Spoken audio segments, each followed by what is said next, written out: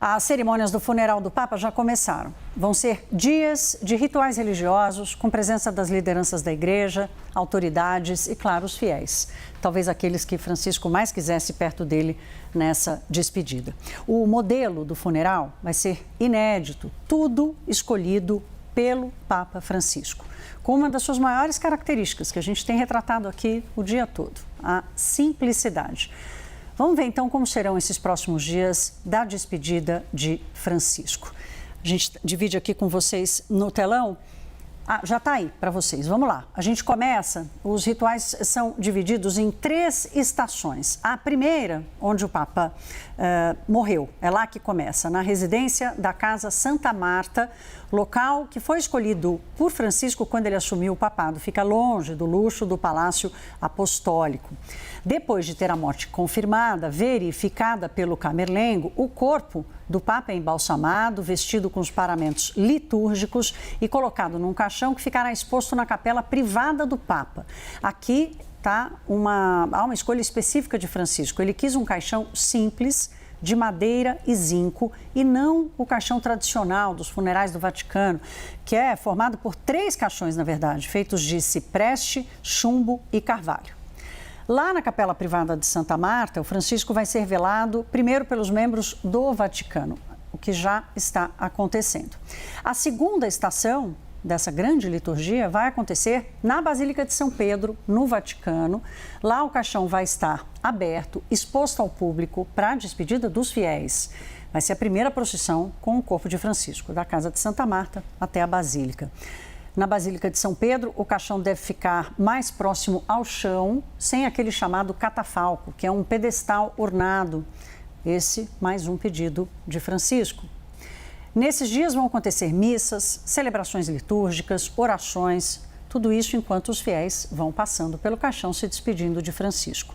No último dia, o caixão é fechado para ser exposto do lado de fora, na Praça São Pedro, aí sim com a chamada missa de exéquias ou de corpo presente. É nesse momento que estarão presentes as lideranças da Igreja Católica, as autoridades que forem para Roma para o funeral. São esperadas centenas de milhares de pessoas na Praça São Pedro. A terceira estação é a do sepultamento. E aqui, mais uma vez, o desejo do Papa Francisco quebra a tradição da Igreja Católica.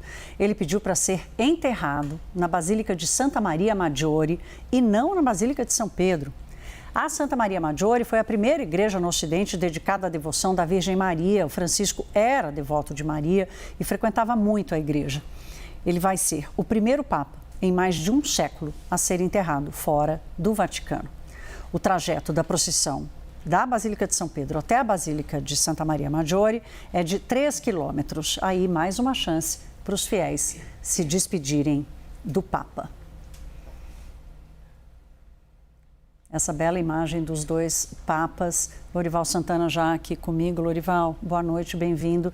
Lorival, no testamento que o Papa Francisco deixou e que nós tivemos acesso hoje, pudemos ler uma carta muito breve.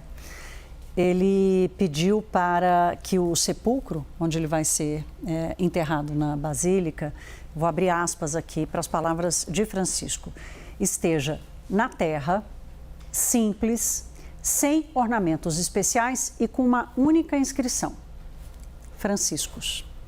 Essa é a marca do Papa, Lorival. Boa noite. Eu acho que o Papa Papa Francisco, dentro dos limites que a instituição da Igreja Católica permite, ele não perdeu nenhuma oportunidade ao longo de toda a vida dele dentro da Igreja, não só como Papa, de contestar algumas características da instituição da Igreja Católica que as afastam do povo, realmente, né? A suntuosidade da Igreja Católica, cujo maior símbolo é o Museu do Vaticano, e quem já esteve lá provavelmente sabe o que eu estou falando, quer dizer, aquela joias, né? Coleção de coisas de ouro, né? Aquilo contrasta drasticamente com a vida de Jesus Cristo, os ensinamentos de Jesus Cristo, né? Então, o Papa Francisco, que era jesuíta, né? Portanto, tinha essa visão do missionário. Ele diz no livro dele, Vida, Minha História através da História, que ele gostava da disciplina dos jesuítas, mas quando ele chega ao pontificado, ele escolhe o nome Francisco numa homenagem ao São Francisco, que é a marca mais forte da Igreja da simplicidade, em primeiro lugar, e em segundo lugar de amor à natureza, né, aos animais, e ele traz então a primeira encíclica dedicada ao meio ambiente.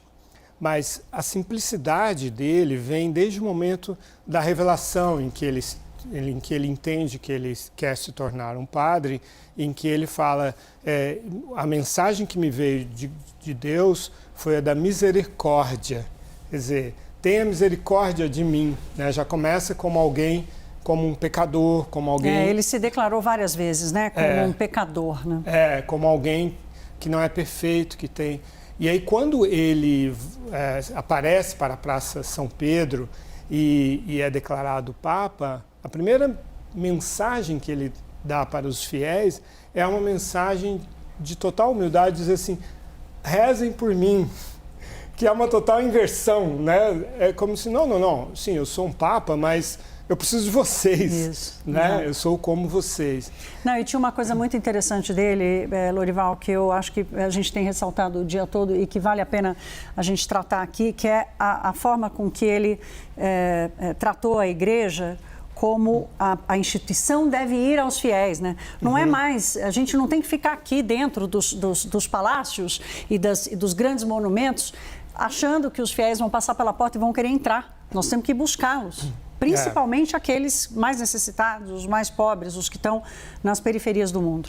Exato, e ele praticava isso no período em que era padre, em que era bispo em Buenos Aires, foi chamado de o bispo das favelas, o bispo cadeirreiro que vai para as ruas. E como Papa, já ao escolher, né, morar na casa de Santa Marta, fazer as refeições com quem quer que estivesse ali, freiras, frades, né, padres que estavam ali, é um lugar de alojamento, de hospedagem de quem está passando por Roma, almoçar com quem estivesse ali sem nenhum planejamento e tal, e visitar presídios em Roma, visitar hospitais em Roma, estar perto de quem é excluído da sociedade ou de quem está sofrendo, né?